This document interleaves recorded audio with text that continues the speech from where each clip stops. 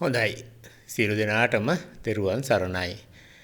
බුදුරජාණන් වහන්සේ දේශනා කළ ශ්‍රී සද්ධර්මය ඇසුරෙන් මේ ජීවිතයේදීම සංසාර විමුක්තිය සලසා ගනිමු කියන සාකච්ඡා මාලාවේ 19 වෙනි සාකච්ඡා වටය මේ. ඔබ සම්ප්‍රදායිකව ධර්ම දේශනාවලින් ඔබ දැනගෙන තියෙනවා අපට මේ අකුසල මූල තුනක් පවතිනවා. රාග, ද්වේෂ, මෝහ. එතකොට ඒ වගේම අහලා තියෙනවා රාගක්ඛයෝ නිබ්බාණං, ද්වේෂක්ඛයෝ නිබ්බාණං, මෝහක්ඛයෝ නිබ්බාණං කියලා කියන්නේ මේ රාග, ද්වේෂ, මෝහ තුන ක්ෂය කිරීම. නිවන් ලැබීමට මාර්ගය කියලාත් ඔබ දන්නවා. ඒ අනුව අපි මේ සාකච්ඡා මුල ඉඳන් පවත්වාගෙන ආවේ රාගය, ද්වේෂය, මෝහය කියන ඒවා පවතින සිතිවිලි නෙමෙයි. රාගයක් හට ගැනීමක් තමයි, සිතිවිල්ලක් හට ගැනීම තමයි අපි කිව්වේ. ඉන්ද්‍රියන් උපයෝග කරගෙන ඒ මොහොතේ හට ගන්න සිතිවිල්ලක් තමයි රාගය කියලා කියන්නේ. ඒකට අපිට ආසාවක් යහපත් පැත්තට, සුන්දර පැත්තට ගත්තොත් තමයි ඒක රාගය කියන සිතිවිල්ල අපිට හටගන්නේ. යම් ඒක අපි අසුන්දර විදිහට අපි ඒක ප්‍රතික්ෂේප වෙන විදිහට හිතුවොත් තමයි ඒක ගැටීමක් වෙන්නේ. ඒක තමයි අපි ද්වේෂය කියලා සාකච්ඡා කරේ. මේ දෙකම සිද්ධ වෙන්නේ අපි ඉන්ද්‍රියන් වලදී මේ අරමුණු ලැබෙනවා අපිට පිටින් ලැබෙනවා කියන මේ රැවටීම තමයි අපි කිව්වේ මුලා වීම කියලා. ඒතර පෙර සාකච්ඡා ඔබ හොඳින් ශ්‍රවණය කළා නම් තේරෙන්න ඕනේ මේ ටික. එතකොට ඒ මොහොතේ සකස් වීමක් තියෙන්නේ. ඒ තමයි අර උදය සහ වය කියලා අපි තේරුම් ගත්තේ. හට ගන්නවා, නැති වෙනවා. එතකොට අපිට සිතක් පහළ වෙන්නේ අපි අවදියෙන් ඉන්නවා නම්, සිහියෙන් ඉන්නවා නම්. එතකොට සිහිය තියෙන වෙලාවක අරමුණක් ඔස්සේ අපිට සිතිවිලි පහළ වෙන එක තමයි අපි අරමුණු කියලා කියන්නේ. එතකොට ඇස උපයෝග කරගෙන ආලෝක වර්ණ සටහන සහ හැඩය අනුව අපේ මේ චක්කු ප්‍රසාදයේ දැන ගැනීම ඇති වෙන චක්කු විඥානය නිසා අපි රූපයක් සම්බන්ධයෙන් දැන ගැනීමක් සිද්ධ වෙනවා ඇස කියන ඉන්ද්‍රිය තුලින්.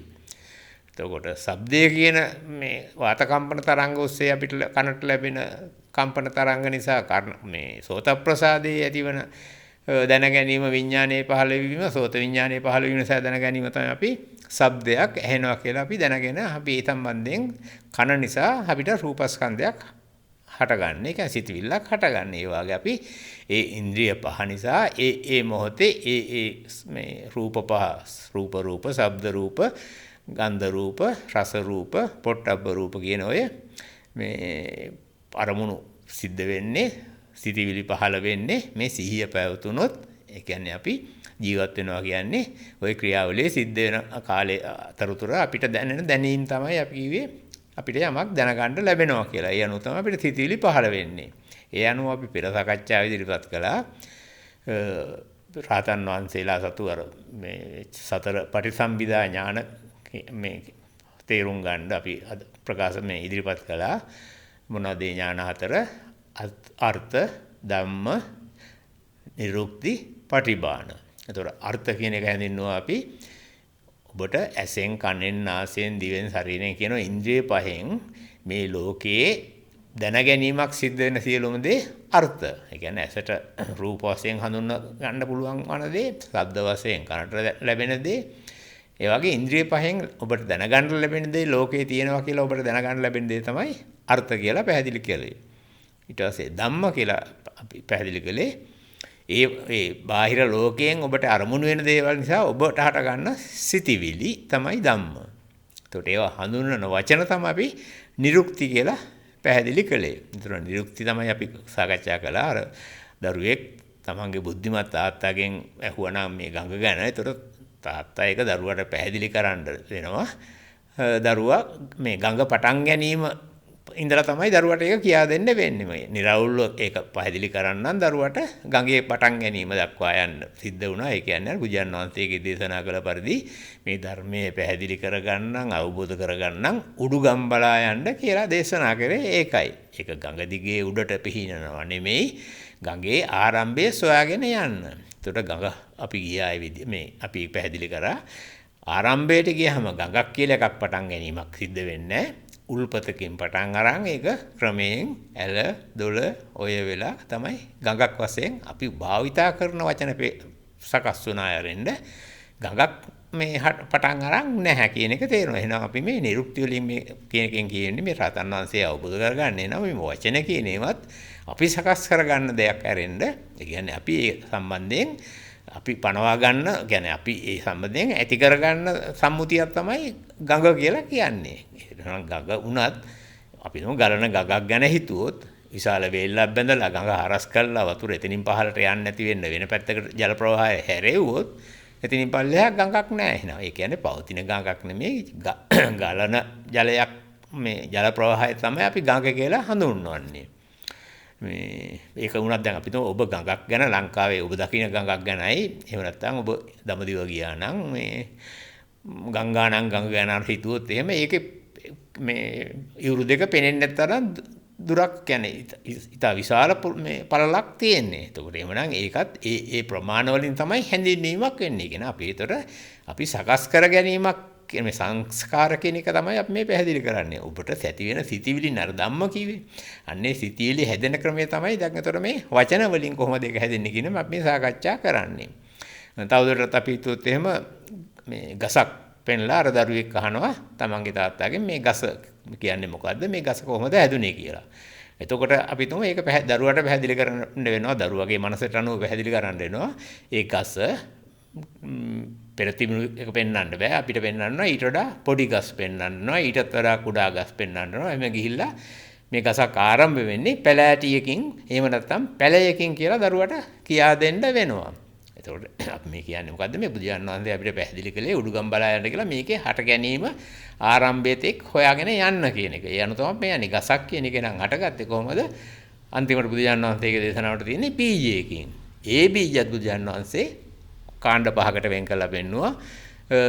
මූල බීජ, කන්ද බීජ, පරු බීජ, අග්‍ර බීජ, බීජ බීජ කියලා. ඒතකොට අපි පෙර සාකච්ඡාවලදී මේ ඉදිරිපත් කරලා තිනවා. ඔබ මේ සාකච්ඡාවට 18 හොඳට සවන් දීලා තියෙනවා නම් ඔබට මේ දැනුම තියෙනවා. මේ ඒ දැනීමත් අවශ්‍ය වෙන්නේ ඔබට මේ කරුණු තේරුම් ගන්න කල් විතරයි කියලා අපි සාකච්ඡා කළා.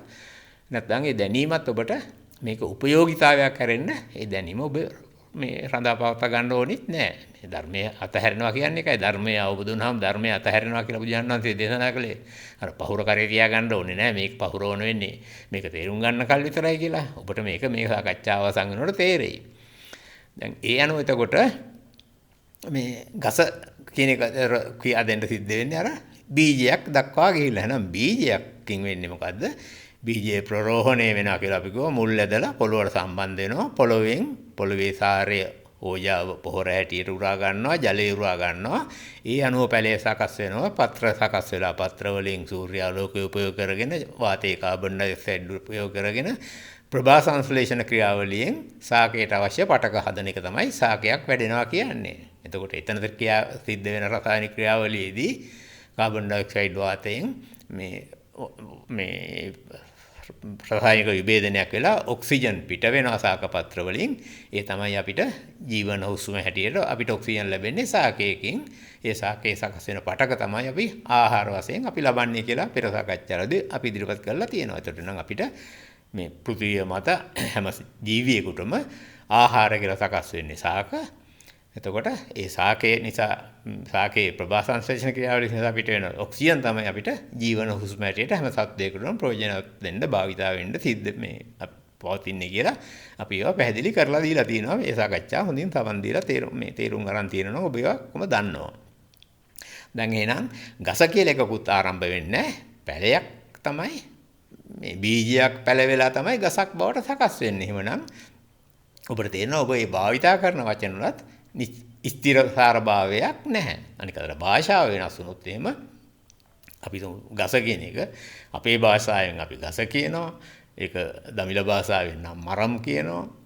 ඉංග්‍රීසි භාෂාවෙන් නම් ට්‍රී කියනවා. එහෙමනම් එතකොට නිශ්චිත වචනයක්කුත් එතනත් නැහැ. ඔබ මේ හොඳින් තේරුම් ගන්න. ඔබ මේ ලෝකේට ඇලෙන්නේ ඔය වචන සම්බන්ධයෙන් වචන වලින් ඔබ ඇලෙන්නේ.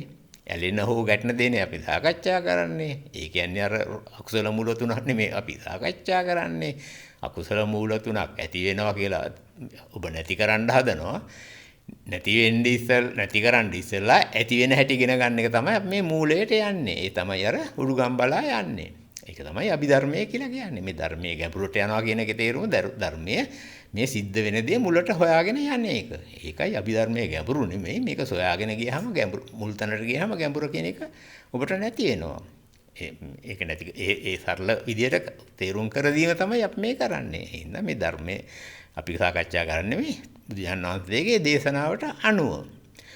දැන් ඔන්න එතකොට අර්ථ ධර්ම නිරුක්ති කියන තුන ඔබ ගත්තා. එහෙනම් මේ වචන සකස් වෙන්නේ අන්තිමේදී අර ලෝකයේ තියෙනවා කියලා ඔබ හිතනවා. ඔබට දැනගන්න ලැබෙන අර්ථ නිසා ඔබට ඇති වෙන සිතිවිලි තමයි ධම්ම කියලා කිව්වේ.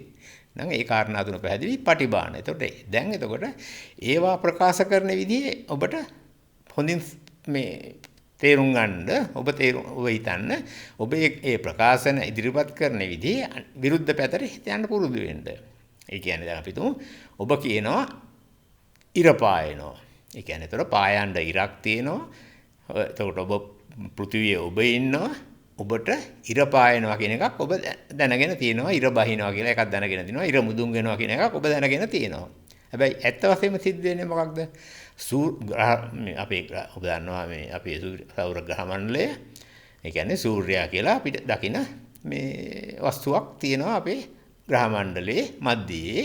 එතකොට අපි පෘථිවිය කියන මේ ගෝලය තමාක්ෂය වටා කරකැවෙන නිසා අපිට එක්තරා අවස්ථාවකදී පොළොව මට්ටමින් සූර්යයා පෙනෙන්න පටන් ගන්න අවස්ථාවක් තියෙනවා. අපි ඒකට කියනවා හිරු උදාව කියලා. ඇත්ත වශයෙන්ම හිරු උඩට නැගිලා අපිට පෙනුණා නෙමෙයි. මේ නැගෙනහිරින් උදා වුණා නෙමෙයි. අපි බටහිර සිට නැගෙනහිරට මේ පෘථිවිය කැරකෙනකොට අපිට පොළොව මට්ටමින් හිරු පෙනෙන අවස්ථාව තමයි අපි හිරු උදාව කියලා කියන්නේ. අපි කැරකෙන්නේ බටහිර සිට නැගෙනහිරට. ඊට පස්සේ අපි එහෙම කරකිලා අපේ හිස මුදුනෙන් ඉර පේන තත්ත්වයට ආපුවම කියනවා හිරු මුදුන් වුණා කියලා. ඊළඟට ඒක අනිත් තවත් අපි දුරටත් අපි කරකිලා හවසට බටහිර පැත්තෙන් පොළොව මට්ටමින් හිරු වැහෙන අවස්ථාව අපි කියනවා හිරු අස්සයට ගියා කියලා, ඉර බැස්සා කියලා. ඒතර අපි කරකිලා තියෙන්නේ ඉර උදාව කියුවේ ඉර පෙනෙන්න පටන් ගන්න අවස්ථාව හිරු අස්තයට ගියා කියලා කියන්නේ අපිට හිරු නොපෙනෙන අවස්ථාව. අන්න එතකොට තේරෙනවා අපි කරකිලා තියෙන්නේ එහෙනම් ඉර මේ උදා වෙලා මේ මුදුන් වෙලා අස්තයට ගියා නෙමෙයි. ඒ වගේම ඇත්තම සිද්ධ වෙන දේ තේරුම් ගත්තාම අපිට තේරෙනවා ඒකනේ යථාභූත ඥානය කියන්නේ. මේකේ ඇත්ත කතාව තේරුම් ගන්න එක තමයි මේ ඥාන හතරේදී වෙන්නේ. එතකොට තේරුම් ගන්න නම් ඉර පායනවා නෙමෙයි අපි ඉර පෙන්න තත්ත්වයට කැරකෙන එක තමයි සිද්ධ වෙලා තියෙන්නේ මෙච්චර කාල. එතකොට අපිට දවාලක් හට ගන්නවා නෙමෙයි අර සූර්යාලෝකයේ තියෙන වෙලාව අපි දවල් කියලා හඳුන්වනවා. එතකොට එහෙම කරකිලා අපි අනිත් පැත්තට ගිහලා සූර්යයා නොවෙන්න පැත්තට ගියාම අපිට ආලෝකය ලැබෙන්නේ නැති නිසා කළුවරක් ඇති වෙනවා. එහෙනම් රාත්‍රියට කරුවල ලැබෙනව නෙමෙයි. එහෙම කළුවර අවස්ථාව අපි රාත්‍රිය කියලා හඳුන්වනවා. මේ හැඳින්වීම අපි තේරුම් ගන්න ඒ විදිහට. එතකොට මේ තේරෙනවා ඒවත් අපි එනම් මේ සකස් කරගත්ත සිතිවිලි වචන. එහෙනම් නිරුක්ති සහ ප්‍රතිවාණ කියනවා අපි සකස් කරගත්ත වචන තමයි මේ පාවිච්චි කරන්නේ. මේ විදිහට සිද්ධ වෙනවා කියලා. ඒ සම්බන්ධයෙන් තමයි අපි සිතිවිලි මාන්නේ. ඒවට තමයි අපි කැමති වෙන්නේ හෝ අකමැති වෙන්නේ. රාත්‍රියට අපි අකමැති කියලා නෙමෙයි වෙන්නේ. අඳුරු නිසා රාත්‍රිය කියනවා. ඒක කැමති හෝ අකමැති හෝ ඔබ සිත තුළ ඇති වෙන දෙයක්. ඔබ දවල්ට කැමති කියලා කියනවා. දවල් කියලා එකක් නෙමෙයි තියෙන්නේ. ආලෝකය ලැබෙන මොහොත කාල සීමාව දවල් කියලා කියනවා. ඒකට ඔබ කැමති වෙනවද නැද්ද කියන එක ඒක ඔබ තුළ ඇති වෙන සිතිවිල්ලක්. මේ සංස්කාර කියලා කියන්නේ සිතිවිලි කියන්නේ හැදෙන හැටි තමයි සාකච්ඡා කරන්නේ. හැදෙන හැටි සාකච්ඡා කරාම නැති වෙන හැටිත් අර උදේවය කියන එක තමයි මේ තේරුම් ගන්නෙ. අපි තව උදාහරණයක් ගමු. වැස්ස වහිනවා. එතකොට සමහරවිට ඔබ වැස්සට අකමැති වෙලාවල් තියෙනවා. ගොවියෙක් නම් වැස්සට කැමති වෙන වෙලාවල් තියෙනවා. එතකොට වැස්ස කියන්නේ වැස්ස වහිනවා නෙමෙයි පොළොවට වැටෙන නිසා ඒකට වැස්ස කියනවා. එහෙනම් වහින නිසා වැස්ස කියන වරෙන්න වැස්ස කියලා එකක් නෙමෙයි. එහෙමනම් ඔබ වැස්සට කැමති වෙනවා අකමැති වෙනවා නෙමෙයි. අර වතුර වැටෙන වෙලාවට ඔබට යහපතක් වෙනවා නම් කැමති වෙනවා. අයහපතක් වෙනවා නම් අකමැති වෙනවා. එහෙනම් මේ ගැටීම ඇලීම සිද්ධ වෙන්නේ ඔබේ සිත තුලයි. ඔබ මේ වැස්සට අකමැති වෙලාවක වෙන කෙනෙක් වැස්සට කැමති වෙන්න පුළුවන්.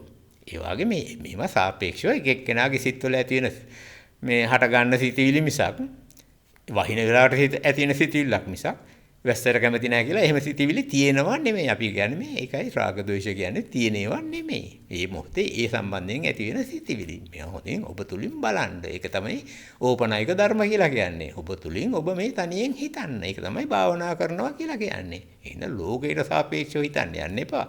ඔබ තුලින් මේවා බලනකොට තනියෙන් හිතනකොට මේ කරුණු ඒවත් හිතන විදිය තමයි අපි මේ පැහැදිලි කරන්නේ. තේරුම් ගත්ත නිසා මේ පැහැදිලි කරනවා. සම්ප්‍රදායික බණ වලින් මේක කෙරෙන්නේ නැහැ කියලා ඔබට පැහැදිලි කරලා දෙන්න තමයි මේ අපි උනන්දු වෙන්නේ. ඊට පස්සේ වැස්ස වහිනවා කියන එක ඒතර එහෙම ඔබට තේරෙනවා මේ වහින වැස්සක් නෙමෙයි තියෙන්නේ. කියන්නේ වැස්ස වහිනවා නෙමෙයි වහින වැස්සක් ගැන තමයි ඔබ සාකච්ඡා කරන්නේ. ඊළඟට ඔබ සාකච්ඡා කරනවා මේ පොයේ දාට හඳ පායනවා කියලා. දැන් ඇත්තටම වෙන්නේ මොකද්ද? ඔබට පුන්සඳ පෙනෙන දවස පොයේ දවස් වශයෙන් අපි සලකනවා. පුන්සඳක් මේ පූර්ණ චන්ද්‍රයා පේන දවසේ පොහොය වශයෙන් සලකනවා. ඉතින් පොහොය දවසේ නම් කරන කටයුතු කියලා අමුතුවෙන් දෙයක් නැහැ. එදාට අර සඳේලිය අපිට ලැබෙනවා වැඩිපුර. එච්චරනේ සිද්ධ වෙන්නේ. එහෙනම් ඔබ හිතන්නේ ඒකට ඔබ දක්වන මේ ප්‍රතිආරය මේ වෙන විදියකින් තමයි ඒතර දැනෙන්නේ. එහෙනම් පොහොය දවසේ නේ ඔබේ සිතීලි ක්‍රියාවලිය හැමදාම එක විදිය වෙනවා නම් ඔබට පොහොය දවස කියලා විශේෂ දවසකුත් නැහැ. ඒවත් අපි හදාගත්ත සිතීලි සකස් කර ගැනීම කියලා ඔබට තේරෙන්න ඕනේ මේ. ඔබ දෙන වටිනාකම නැති වෙන විදිහනේ සාකච්ඡා කරනවා. ඔබට වටිනා ලෝකයක්, සාරවත් ලෝකයක් හින්දානේ ඔබට මේක දාලා යන්න බෑ කියලා හිතෙන්නේ. ඒ නිසා ඔබ ඒකට ඇලෙන්නේ. අන්න එහෙම සාරවත් ලෝකයකට ඇලෙන එකනේ අපි කිව්වේ. එකතු වෙන එකනේ සංසාරය කිව්වේ. ඒ සාරවත් කියලා හිතන ලෝකයේ ඔබ සිතන ස්වභාවය ඔබ තුල සකස් වීමක් කියන එකනේ සංස්කාර කියලා කියන්නේ. ඒක තේරුම් ගත්තට පස්සේ ඇලෙන්න දෙයක් නෑනේ. ඇලෙන්න දෙයක් නැත්නම් ඇලෙන්න බෑනේ. ඇලෙන්නේ නෑනේ. එහෙනම් ඇලීම නැති කරන හැටි නෙමෙයි හොයන්න ඕනේ. ඇලෙන්නේ කොහොමද? එහෙනම් මේ මුලාව නිසානේ ඇලෙන්නේ. ඔබට වටිනාකමක් තියනවා කියලා හිතන නිසානේ ඒකට ඔබ ඇලීමක් දක්වන්නේ. අන්න ඒක තමයි මේ පැහැදිලි කරන්නේ. ඉතින් ඇලෙන්න දෙයක් නැහැ කියන එක තේරුනහම ඇලෙන්න බෑනේ. ඒක තමයි මේකේ සත්‍යම කතාව. අපි ඒක හොඳින් තේරුම් ගත්ත නිසා තමයි මෙච්චර පැහැදිලි විදුරක් කරන්නේ. ඉතින් මේක පැහැදිලි වෙන අවබෝධ වෙච්චි නැති කෙනෙකුට මේක කියන්න බෑ. මොකද එයත් පැටලිලා ඉන්නේ. ඒකයි පෘථග්ජන කෙනෙකුට බණක් කියන්න බෑ ඇත්තටම. ඒ අයට අපි ආරාධනා කරනවා මේක තේරුම් ගන්න. තමන් ඒ தത്വෙටපත් වෙන්න. අවබෝධ කරගෙන ධර්මයේ දේශනා කරන්න. එතකල් ඉතින් ඔබත් කියන දේ ඔබට වැඩකුත් නැහැ. ඔබ බණ අහන කෙනාට වැඩකුත් නැහැ. ඇත්ත කතාව ඒක. ඒක මේ තර්කයක් නෙමෙයි. ඇත්ත කතාව ඒකයි. දැන් ඊළඟට බලමු ඔබට මේ ඔබ කැමති ආහාර වලට. දැන් ඒතකොට ඔබ කැමති ආහාර අකමැති ආහාර කියලා දෙයක් තියෙනවා නම් ඉතින් ආහාර කියන්නේ මොනවද? ඔබ ආහාර අනුභව කරනවද නැත්නම් ඔබ අනුභව කරන දේවල්ට ආහාර කියනවද? තනියෙන් හිතන්න. අනුභව කරනවා නම් ඒක ආහාරයක්. ඔබ අනුභව කරන්න අකමැද්දේ ඔබට ආහාරයක් වෙන්නේ නැහැ නේ. එහෙමනම් ඔබට ওই ආහාර වලට කැමැත්තක් කියලා ආහාරයට නැති වෙන්න ඔබට අනුභවයට අවශ්‍යතාවයක් තියෙනවා නම් අනුභවයට කැමැත්තක් තියෙනවා නම් අනුභවයට මේ අවශ්‍යතාවයක් තියෙනවා තමයි ඒක ආහාරයක් වෙන්නේ. එහෙම නැති එක ආහාර කියලා නෑ. එහෙනම් ඔබ ආහාරයට කියලා එකකට ඇලෙන්න දෙයක්වත් නෑ. එහෙනම් ආහාර අනුභව කිරීම නෙමෙයි අනුභව කරන නිසා ආහාර කියලා තේරුම් ගත්තා නම් මේක ආහාර වලට කැමැත්ත ඔය ඔබ රැවටෙන තත්ත්වය නැති වෙලා යනවා. දැන් ඒතර ඒකෙත් රස දැනගන්නේ දිවෙන්නේ. දිවට රස කියන එක තේරුම් ගන්න බැරි නම් අපි දිවේ යම්කිසි ස්නායු දෝෂයක් නිසා හෝ රෝගී තත්ත්වයක් නිසා දිව රහ දැනෙන්නේ නැත්නම් ආහාරේ රස වැඩක් නැහැනේ. දිව මේ පෝෂණයට අවශ්‍ය රස නෙමෙයිනේ. ඔබ රස කියන්නේ දිවේදි රැවටෙන තත්ත්වයක්නේ. ඒතර බටේකින් ආහාර දෙන රෝගියෙකුට මේ රෝගියා සනීප වෙනවනේ. එහෙනම් රසවත් ආහාර කියලා දෙයක් තියෙන්නේ ඔබ දිවේදි ඔබ රැවටෙන තත්ත්වයක් විතරයි. එහෙමනම් මේක ඔබේ සිතිවිලි ප්‍රමාණ සිතිවිල්ලක් නිසා නම් ඔබට රසයි හෝ නීරසයි කියලා දැනෙන්නේ. ඒක ඔබේ දැන ගැනීමක් විතරයි. නම් ඔබට තේරෙනවා නම් රස ආහාර, නීරස ආහාර කියලා සිතිවිලි හැදෙන්න හැටියක් නැහැ. ඒ තමයි මේ රහතන් වහන්සේ මේ තත්ත්වය තේරුම් ගත්තට පස්සේ රස ආහාර කියලා එහෙමට ඇලෙන දේකුත්, නීරස කියලා ප්‍රතික්ෂේප වෙන දේකුත් නැහැ. එලීමක් ගැටීමක් නැහැ. මොකද ඒ සම්බන්ධයෙන් සිතිවිලි සකස් වෙන්නේ නැති නිසා. ඒ තත්ත්වය තමයි අපි මේ සකස් කරගන්නේ. ඔබ තුල සකස් කරගන්න අපි මේ පැහැදිලි කරලා දෙන්නේ. ඊළඟට අපි තුමු සුවඳ. නාසය තුල ක්‍රියාත්මක නාසයට අර නාසයේ තියෙන මේ ගාන ප්‍රසාදේ නිසා අපි දැන ගැනීමක් තමයි සුවඳ කියලා කියන්නේ. ඒකට අපි කැමති නම් අපි ඒක සුවඳක් හැටියට සුගන්ධයක් හැටියට සලකනවා. ඒකට ඔබට අකමැති සිතිවිලි හැදෙනවා නම් ඒක ගඳක් හැටියට ඔබ මේ සලකනවා ඔබට ඇති වෙන සිතිවිල්ල අනුව. ඒතර ඔබට ඇති වෙන ඒක සුවඳ හෝ මේ ගඳ කියන එක වෙනත් කෙනෙකුට වෙන විදිහට තමයි දැනෙන්නේ. ඒ කියන්නේ ඔබ ඒ ගැන සකස් කරන සිතිවිලි නිසා තමයි ගඳ සුවඳ කියන එක ඔබ තුල ක්‍රියාත්මක වෙන්නේ. මේ සිත් සකස් වීම තමයි අපි සිතිවිලි කියන්නේ. අර අපි පැහැදිලි කළානේ. සංකරං අபிසංකරෝති සංකාරං. මොකක් හරි හටගත්ත දේ කියන්නේ සිතක් හට ගන්නවා. ඒක නැවත ඒ ගැන ਵਿਚාර කරනකොට තමයි ඒක සංකාර සිතිවිල්ල වෙන්නේ. ඒකයි අපි කියන්නේ සංකාර කියන්නේ සංස්කාර කියන්නේ හදාගන්න දේවල් කියන්නේ හැදෙන දෙයක්. හැදෙන බව දන්න නැති නිසා ඔබ රැවටෙනවා. මේක ඔබ තුලයි හටගන්නේ කියලා දැනගත්තාම ඒ රැවටීම නැති වෙන්න තමයි උපකාර කරන්නේ. මේ අර අකුසල මූල තුන නැති වෙන හැටි තමයි මේ ඉදිරිපත් කරන්නේ. ඉතින් මේක අභිධර්මයේ කියවට ටිකක් එක ගැඹුරින් ඒ ඉන්ද්‍රියන් තුලදී සිත් වලින් හට ගන්න හැටි කියා දෙන හින් තමයි අභිධර්මයේ කියලා ගැඹුරුයි කියලා හඳුන්වන්නේ. එහෙම එකක් නෙමෙයි මේ අපි. දැන් මේක තේරෙනවනේ ඔබට. ගඳ කියන එක නහයට දැනුනේ නැත්තම් ඔබ ළඟ ඒක මේක දැනීමක් ඇති වෙන්නේ නැහැ. යමක් දැක්කලා ඒක පිළිකුල් දෙයක් කියලා හඳුනාගත්තට පස්සේ ගඳ කියන එකත් ලැබෙන්නේ. අපි ඒක කලින් සාකච්ඡා කරලා තියෙනවා. ඊළඟට දැන් එතකොට ඔය නාසයට දැනෙන ගඳ සුවඳත් ඒ වගේ ඔබට ඒ මොහොතේ සකස් වෙන දෙයක් තමයි මේ සිතිවිලි තමයි ඔය සුවඳ ගඳ කියලා ඔබ ඇලෙන හෝ ගැටෙන සද්දය ඇති වෙන්නේ. එහෙමනම් ඉන්ද්‍රිය පහේදී ඔබට ලැබෙන රූප එහෙම නැත්නම් ශබ්ද ඊළඟට ගඳ සුවඳ ඊළඟට රස නීරස ඊළඟට සුව පහසුව කයට දැනෙන සුව පහසුව උනත් ඔබ තේරුම් ගන්න ඔබ පහසු කියන සුවයක් ලැබෙන මේ පහසක් ලැබෙනවා නම් ඔබ ඒකට කැමතියි. ඒක ගොරෝසු තත්වයක් නම් ඔබ අකමැතියි. ඊළඟට සීතල වේලාවක නම් උණුසුමට ඔබ කැමතියි. උණුසුම් වේලාවක නම් ඔබ සීතලට කැමතියි. කියන්නේ ඔබට ඒ ඇති වෙන සිතිවිල්ල අනුව තමයි ඔබ ඒ වෙලාවේ ඒ පහසට කැමති වෙන්නේ. කැමති වෙන එකට ඔබ සිතිවිලි සකස් කරලා බැඳෙනවා. අකමැති දෙයට ඔබ සිතිවිලි සකස් වෙනවා විරුද්ධ වෙනවා. ඒක නේ රාගය ද්වේෂය කියන්නේ. ඒතකොට ඒ මොහොතේ හටගැනීම් සිතිවිලි තමයි තියෙන්නේ. අපි තුමු සීතල වෙලාවට උණුසුම් දෙයකට කැමති, උණුසුම් වෙලාවට සීතල දෙයකට කැමති. ඒතකොට බලන්නේ ඒ තියෙන බාහිර දෙය නෙවෙයි. ඔබ සිත ඒ සිත තුළ ඒ මොහොතේ ඇති වෙන දෙයනේ. මේ සිත් සකස් වීම තමයි සාකච්ඡා කරන්නේ. සකස් වෙන හැටි දැක්කනම් ඔබේ මුලාව දැනගත්තා නම් ඒක ඉවත් වෙන හැටි තමයි මේ සාකච්ඡා කරන්නේ. ඊට පස්සේ එහෙමනම් දැන් ඒ ඔස්සේ ඔබට තේරෙනවා ඔබට සතුට හිතෙන සිත පිනා යන සිතට යම් කිසි මේ what කියන්නේ සිත ඔබ සිතින් කැමැත්තෙන් පිළිගන්න සියලුම දැන ගැනීම ඔබ කියනවා සැපයි කියලා. එහෙනම් සැප කියලා කියන්නේ ඔබ සිත තුළ ඇති වෙන සිතිවිලි වලට ඔබ දක්වන මනාපය තමයි ඒ සම්බන්ධයෙන් ලබා දෙන වටිනාකම තමයි ඔබ සැප විඳිනවා කියලා කියන්නේ. එවන ඒකේ අනිත් පැත්ත මොකක්ද? ඔබට අකමැති විදිහට සිතිවිලි හැදෙන සියලුම දේට තමයි ඔබ දුක කියලා කියන්නේ. එහෙනම් සැප හෝ දුක හෝ කියන්නේ එළියේ තියෙන දෙයක්ද? නෑ. ඒ අවස්ථාවේ ඒ අරමුණ සම්බන්ධයෙන් ඔබේ සිතට ඇති වෙන සිතිවිල්ල තමයි සැප හෝ දුක කියලා කියන්නේ. අපි මොකද්ද මේ කලේ? දුක හට ගන්න හැටි හොයාගෙන ගියා මුලට. එහෙනම් රාග ද්වේෂ මෝහ දුරු කරන්න මොනවද කරන්න තියෙන්නේ? අපි දුක හෝ සැප හෝ කියන සිතිවිල්ල හැදෙන තැනට ගිහිල්ලා තේරුම් ගත්තා නම් ඔබට සැප කියන එකත් දුක කියන එකත් ඔබේ සිතිවිල්ලක් නිසා තමයි අර බුදුන් වහන්සේ දේශනා කළේ මොකක්ද?